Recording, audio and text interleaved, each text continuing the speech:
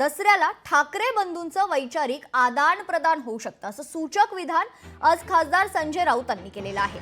दसऱ्याच्या मुहूर्तावर युतीची घोषणा होणार का याकडे संपूर्ण राज्याचं लक्ष आहे।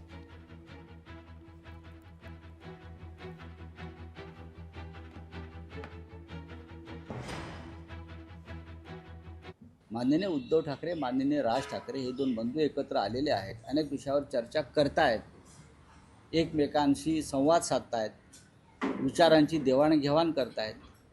दसऱ्याला वैचारिक सोन्याचं आदानप्रदानसुद्धा होऊ शकतं। अशा वेळेला जर लोकांच्या मनात असेल व तुमचा हा मनात प्रश्न असेल तर ही चांगली चर्चा, सकारात्मक चर्चा लोकांमध्ये असायला पाहिजे।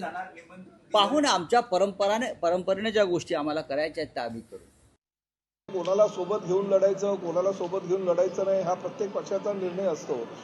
लोकसभेच्या वेळी जी महाविकास आघाडी झाली ते त्यांनी करून बघितलं, परंतु त्यांना यश आले नाही।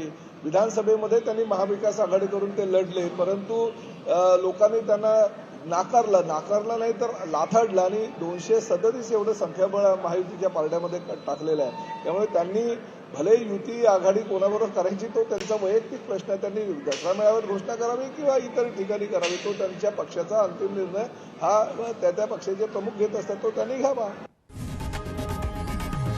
लोकशाही मराठी ऐका, पहा, जागरूक रहा।